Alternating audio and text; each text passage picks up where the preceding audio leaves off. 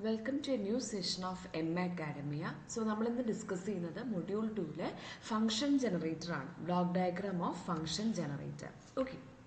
അപ്പോൾ നമ്മൾ ലാബിലൊക്കെ യൂസ് ചെയ്യുന്ന ഒരു ഡിവൈസാണ് ഫങ്ഷൻ ജനറേറ്റർ.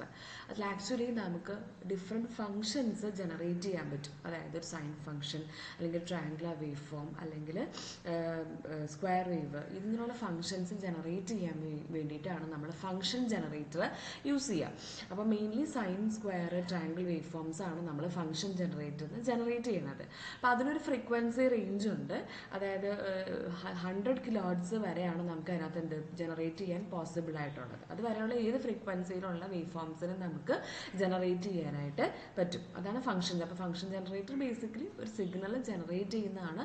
ലൈക്ക് അത് പല വേവ് ഫോംസ് ആയിരിക്കും, സ്ക്വയർ, സൈന്, ട്രയാങ്കിൾ. അതിൻ്റെ വേവ്, ആ ഓരോ വേവിൻ്റെയും ഫ്രീക്വൻസി നമുക്ക് ചെറിയ ഹെർട്സ് മുതൽ 100 കിലോ ഹെർട്സ് വരെയൊക്കെ വേരി ചെയ്യാൻ പറ്റും. അതുപോലെ തന്നെ ആംപ്ലിറ്റ്യൂഡ് നമുക്ക് വേരി ചെയ്ത് അതിൻ്റെ ആംപ്ലിറ്റ്യൂഡ്, അതിൻ്റെ ഫേസ്, ഇങ്ങനെ കുറേ കാര്യങ്ങളൊക്കെ നമുക്ക് എന്ത് ചെയ്യാൻ പറ്റും, ചേഞ്ച് ചെയ്യാനായിട്ട് പറ്റും. ഓക്കെ. അപ്പം നമുക്ക് സിലബസിലുള്ളത് ബ്ലോക്ക് ഡയഗ്രാമാണ്. അതിൻ്റെ വർക്കിംഗ് ബ്ലോക്ക് ഡയഗ്രാമാണ് ചോദിച്ചിരിക്കുന്നത്. ഓക്കെ. അപ്പോൾ അതിൻ്റെ ബ്ലോക്ക് ഡയഗ്രാമാണ് മിസ് ഇപ്പോൾ ഇവിടെ കൊടുത്തിരിക്കുന്നത്. അപ്പോൾ ഇനീഷ്യലി നമുക്ക് എക്സ്റ്റേണലി നമ്മൾ കൺട്രോൾ ചെയ്യുന്ന ഒരു ഫ്രീക്വൻസി കൺട്രോൾ ഉണ്ട്. അത് ഒരു ഫ്രീക്വൻസി കൺട്രോൾ നെറ്റ്വർക്കിലോട്ട് കണക്ട് ചെയ്തിരിക്കുകയാണ്. അവിടെ നിന്ന് രണ്ട് കോൺസ്റ്റൻ്റ് ആയിട്ടുള്ള ഒരു current supply, constant current supply കൊടുക്കുന്ന രണ്ട് കറണ്ട് സോഴ്സസ് ഉണ്ട്. കറണ്ട് സോഴ്സ് 1 ഉണ്ട്, കറണ്ട് സോഴ്സ് 2 ഉണ്ട്. ഇത് രണ്ടും നമ്മൾ കണക്ട് ചെയ്തിരിക്കുന്നത് ഇൻ്റഗ്രേറ്ററിലേക്കാണ്.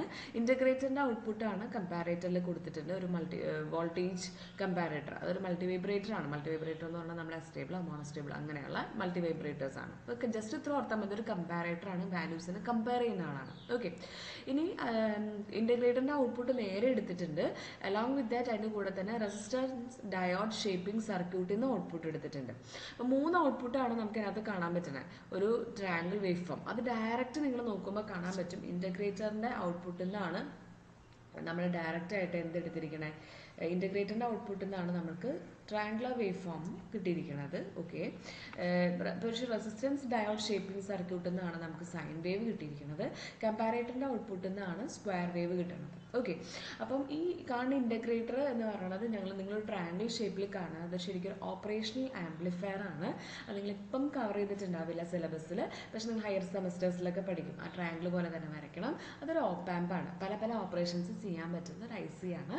പല ഓപ്പറേഷൻസ് ഇൻ്റഗ്രേറ്റ് ചെയ്യാം, IC വെച്ച് ഡിഫറൻഷ്യേറ്റ് ചെയ്യാം, ആഡ് ചെയ്യാം, സബ്ട്രാക്ട് ചെയ്യാം. അതുകൊണ്ടാണ് അതിന് ഓപ്പാമ്പ് എന്ന് പറയുന്നത്. അപ്പോൾ ഇതിനകത്ത് അത് ഉപയോഗിക്കുന്നത് ഇൻ്റഗ്രേറ്ററിങ് ഫംഗ്ഷന് വേണ്ടിയിട്ടാണ് ഓപ്പാമ്പ് ഉപയോഗിക്കുന്നത്. അപ്പോൾ അതുകൊണ്ട് അതിന് ഇൻ്റഗ്രേറ്ററിന് മാർക്ക് ചെയ്തിരിക്കുന്നതാണ് കേട്ടോ. അപ്പോൾ ഇത്രയും കമ്പോണൻസ് ആണ് മെയിൻലി ഇതിനകത്ത് വരുന്നത്. അപ്പോൾ ഇതിൻ്റെ വർക്കിംഗ് എങ്ങനെയാണെന്ന് നോക്കാം.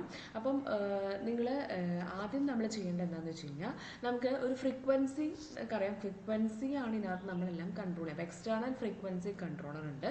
അപ്പോൾ അത് നമ്മൾ എന്താ ചെയ്യാന്ന് വെച്ച് കഴിഞ്ഞാൽ, എക്സ്റ്റേണൽ ഫ്രീക്വൻസി കൺട്രോളിൽ നിന്ന് ഡയറക്റ്റ് പോകുന്നത് കോൺസ്റ്റന്റ് കറണ്ട് സോഴ്സ് 1ലോട്ടും പോകുന്നുണ്ട്, കറണ്ട് സോഴ്സ് 2ലോട്ടും പോകുന്നുണ്ട്.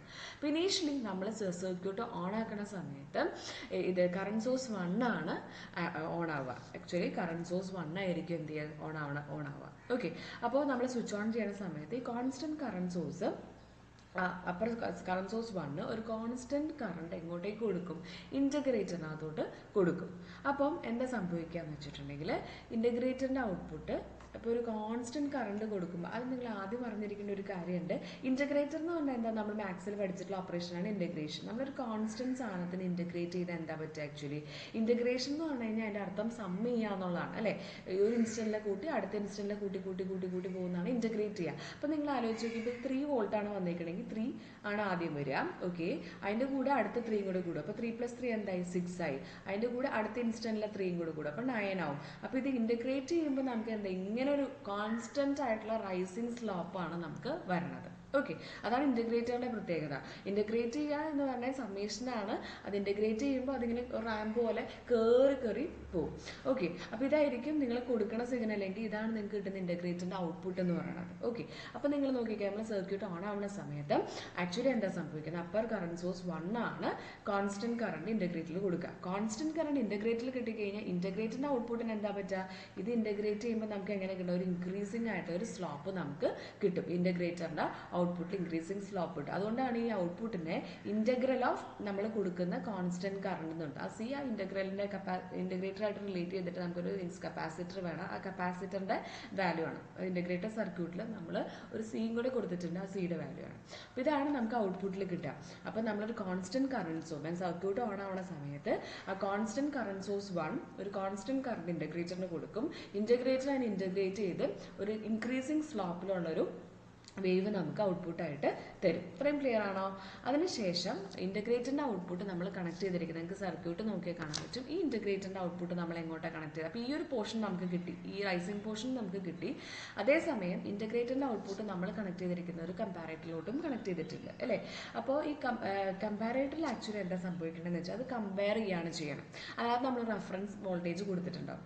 അതിന്റെ മേളിൽ അതായത് ഇപ്പോൾ കമ്പാരേറ്ററിൽ വന്ന സിഗ്നൽ എന്താണെന്ന് വെച്ച് കഴിഞ്ഞാൽ ആക്ച്വലി ഇങ്ങനത്തെ ഒരു വാല്യൂ ആയിരിക്കും വന്നെ.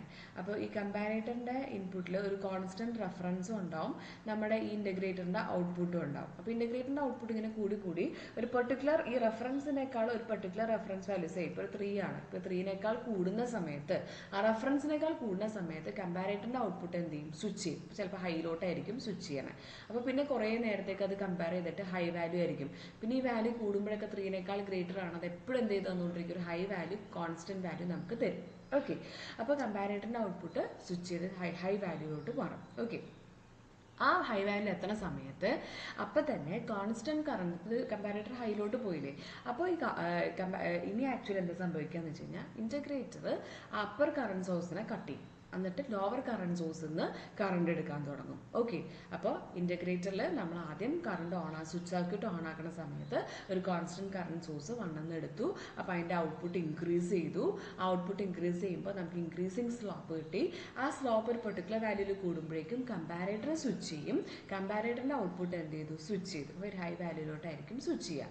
ഇനി എന്താ സംഭവിക്കാന്ന് വെച്ച് കഴിഞ്ഞാൽ അതേ സമയം സ്വിച്ച് ചെയ്യുമ്പോൾ തന്നെ കറണ്ട് സോഴ്സ് 1 കട്ടാവുകയും കറണ്ട് സോഴ്സ് 2 ഇന്ന് കറണ്ട് എടുക്കുകയും ചെയ്യും. ഓക്കെ, അപ്പോൾ കറണ്ട് സോഴ്സ് 2ന്റെ പ്രത്യേകത വെച്ച് കഴിഞ്ഞാൽ അത് ഡിക്രീസിങ് കറണ്ട് ആണ്. മനസ്സിലായോ? അങ്ങനെ വരുമ്പോൾ അത് റിവേഴ്സ് ഡയറക്ഷനിലാണ് പാസ് ചെയ്യണത്. അങ്ങനെ വരുമ്പോൾ എന്ത് സംഭവിക്കും എന്ന് വെച്ചിട്ടുണ്ടെങ്കിൽ ഈ ഔട്ട്പുട്ട് ഇന്റഗ്രേറ്ററിന്റെ ഔട്ട്പുട്ട് എന്ത് ചെയ്യാൻ തുടങ്ങും? കൂടിയത് എന്ത് ചെയ്യും? കുറയാൻ തുടങ്ങും. അപ്പോൾ ഡിക്രീസിങ് സ്ലോപ്പ് ആയിരിക്കും അതിനെന്ത് ചെയ്യാം വരണത്. ഓക്കെ, അപ്പോൾ ഡിക്രീസിങ് സ്ലോപ്പ് വന്നു. അപ്പോൾ ഇന്റഗ്രേറ്ററിന്റെ ഔട്ട്പുട്ടിൽ നമുക്കൊരു ഇങ്ങനെ ഒരു ഈ സ്വിച്ചിങ് നടക്കുമ്പോൾ ട്രയാങ്കുലർ വേവ് ഫോം കിട്ടിക്കൊണ്ടിരിക്കും. അതേസമയം ഇതിങ്ങനെ കുറഞ്ഞു ഇന്റഗ്രേറ്ററിന്റെ ഔട്ട്പുട്ട് കുറഞ്ഞു ഒരു പെർട്ടിക്കുലർ വാല്യൂ എത്തുമ്പോൾ ഈ കമ്പാരേറ്ററിൽ എന്ത് ചെയ്യും? സ്വിച്ച് ചെയ്യും. കമ്പാരേറ്ററിൽ നമുക്ക് എന്ത് ചെയ്യും? ഇപ്പോൾ ഇനി അടുത്ത സെക്കൻഡ് കമ്പാരേറ്ററിൽ പറഞ്ഞാൽ എന്താ? കോൺസ്റ്റന്റ് കറണ്ട് സോഴ്സ് 2 വരുമ്പോൾ ഇതേപോലെ റെഫറൻസ് കൊടുത്തിട്ടുണ്ടാവും. ഇതിൻ്റെ ഔട്ട്പുട്ട് കുറയുകയാണ്. ഈ ഔട്ട്പുട്ട് ഒരു പെർട്ടിക്കുലർ വാല്യൂവിൽ കുറഞ്ഞു കഴിയുമ്പോൾ ഇതിൻ്റെ ഔട്ട്പുട്ട് നേരത്തെ ഹൈ ആയിരുന്നെങ്കിൽ അത് എന്തിലോട്ട് സ്വിച്ച് ചെയ്യും? ലോയിലോട്ട് സ്വിച്ച് ചെയ്യും. ഓക്കെ, അപ്പോൾ ഇത് ലോയിൽ സ്വിച്ച് ചെയ്യുമ്പോൾ ഇനി എന്ത് ചെയ്യും? ഔട്ട്പുട്ട് ലോ ആയി. അതേസമയം ഇന്റഗ്രേറ്റർ കോൺസ്റ്റന്റ് കറണ്ട് സോഴ്സ് 2 നിന്ന് 1 സ്വിച്ച് ചെയ്യും. ഓക്കെ, അപ്പോൾ പിന്നെയും കറണ്ട് കൂടും. അപ്പോൾ സ്ലോപ്പ് കൂടും. അപ്പോൾ കമ്പാരേറ്റർ പിന്നെ ഹൈയിലോട്ട് മാറും. പിന്നെ കമ്പാരേറ്റർ സ്വിച്ച് ചെയ്യും. ഇങ്ങനെയാണ് ഈ പ്രോസസ്സ് നടക്കുന്നത്. അപ്പോൾ ആദ്യം ഇന്റഗ്രേറ്ററിന്റെ ഔട്ട്പുട്ട് കൂടും. അപ്പോൾ സ്ലോപ്പ് കൂടും. പോസിറ്റീവ് സ്ലോപ്പ് ആയിരിക്കും. അതേസമയം കമ്പാരേറ്ററും സ്വിച്ച് ചെയ്യും. ആ സമയത്ത് കോൺസ്റ്റന്റ് കറണ്ട് സോഴ്സ് 2 നിന്നായിരിക്കും നമ്മൾ കറണ്ട് എടുക്കുന്നത്. അപ്പോൾ ഇന്റഗ്രേറ്ററിന്റെ ഔട്ട്പുട്ട് കുറയും. അതൊരു പെർട്ടിക്കുലർ വാല്യൂയിൽ എത്തുമ്പോഴേക്കും കമ്പാരേറ്ററും സ്വിച്ച് ചെയ്യും. കമ്പാരേറ്റർ സ്വിച്ച് ചെയ്യുമ്പോൾ നോർമലി നമ്മൾ അപ്പർ കറണ്ട് സോഴ്സ് 1 മാറും. അങ്ങനെ ഈ ആക്ഷനാണ് ആക്ച്വലി ഇതിനകത്ത് എന്ത് ചെയ്യുക നടക്കുന്നത്. ഇങ്ങനെയാണ് നമുക്ക് അതിനകത്തൊരു ട്രയാങ്കിൾ വേവും. അപ്പോൾ ഈ കമ്പാരേറ്ററിന്റെ ഔട്ട്പുട്ടിൽ എന്താ? ഇത് ഓൺ ഓഫ്. അപ്പോൾ നമുക്ക് അവിടെ കിട്ടുന്നത് എന്തായിരിക്കും? ആക്ച്വലി നമുക്കൊരു സ്ക്വയർ വേവ് ആണ് കിട്ടുന്നത്. ഈ കമ്പാരേറ്റർ ശരിക്കും നിങ്ങൾ ഇതൊക്കെ ഹയർ സെമസ്റ്ററിലാണ് കമ്പാരേറ്റർ പഠിക്കുക. കമ്പാരേറ്റർ എന്ന് പറഞ്ഞാൽ ഇതേപോലെ ഇത്രേ ഉള്ളൂ. നമ്മൾ കമ്പാരേറ്ററിന്റെ എന്ന് പറഞ്ഞാൽ ഒരു ഓപ്പാമ്പ് തന്നെയാണ് അത് ആക്ച്വലി. അതിനകത്തൊരു റെഫറൻസ് സിഗ്നൽ ഉണ്ടാവും. ഇവിടെ നമ്മൾ കൊടുക്കുന്ന ഇന്റഗ്രേറ്ററിലെ എന്തിൻ്റെ ആണെങ്കിലും ഇൻപുട്ട് ഉണ്ടാവും. എപ്പോഴാണോ ഈ റെഫറൻസിനേക്കാൾ ഇൻപുട്ട് പോകണം അപ്പോൾ അത് ഹൈയിലോട്ട് പോകും. എപ്പോഴാണോ ഈ റെഫറൻസിനേക്കാൾ ഇൻപുട്ട് താഴണം അപ്പോൾ അത് ലോയിലോട്ട് പോകും. ഇതാണ് കമ്പയർ ചെയ്ത് ഒരു ഹൈ ഓർ ലോ വാല്യൂ തരും. അതാണ് കമ്പാരേറ്റർ ചെയ്യുക. അപ്പോൾ കമ്പാരേറ്ററിന്റെ ഔട്ട്പുട്ടിൽ നമുക്ക് എപ്പോഴും എന്തായിരിക്കും? സ്ക്വയർ വേവ് ആയിരിക്കും. അപ്പോൾ നിങ്ങൾ നോക്കിക്കുകയും ഇവിടെ നമ്മുടെ സർക്യൂട്ടിൽ നമുക്കിവിടെ ഇന്റഗ്രേറ്ററിന്റെ ഔട്ട്പുട്ട് ഇങ്ങനെ കോൺസ്റ്റന്റ് കറണ്ട് സോഴ്സ് 1 നിന്ന് 2 സ്വിച്ച് ചെയ്യണ കൂടുന്നതിനനുസരിച്ച് ഹൈയും ലോയും വന്നുകൊണ്ടിരിക്കും. ഒരു പോസിറ്റീവ് സ്ലോപ്പും നെഗറ്റീവ് സ്ലോപ്പും വരും.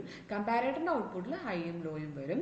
ഇനി ഈ കിട്ടുന്ന ട്രയാങ്കിൾ വേവ് ഫോമിനെ നമ്മൾ പ്രോപ്പറായിട്ടൊന്ന് ഷേപ്പ് ചെയ്ത് അതിന് വേവ് ഷേപ്പിംഗ് സർക്യൂട്ട്സ് ഉണ്ട്, വേവിനെ ഷേപ്പ് ചെയ്യുന്ന സർക്യൂട്ട്സ് ഉണ്ട്.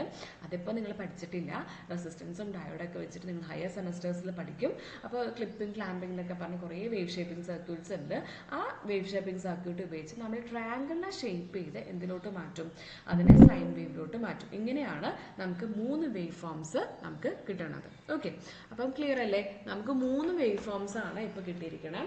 സ്ക്വയർ, കമ്പാരേറ്ററിൻ്റെ ഔട്ട്പുട്ടിലാണ് സ്ക്വയർ കിട്ടണത്, ഇൻ്റഗ്രേറ്ററിൻ്റെ ഔട്ട്പുട്ടിലാണ് ട്രയാങ്കിൾ വേവ് ഫോമും കിട്ടണത്. ഓക്കെ, അതേപോലെ വേവ് ഇൻ്റഗ്രേറ്ററിൻ്റെ ഔട്ട്പുട്ടിനെ എടുത്ത് ഷേപ്പ് ചെയ്തിട്ടാണ് നമ്മൾ ട്രയാങ്കിൾ വേവ് ഫോമും ജനറേറ്റ് ചെയ്യണത്. ഓക്കെ, അപ്പോൾ ഇത്രയും കാര്യങ്ങളാണ് നമ്മൾ ഓർക്കേണ്ടത്.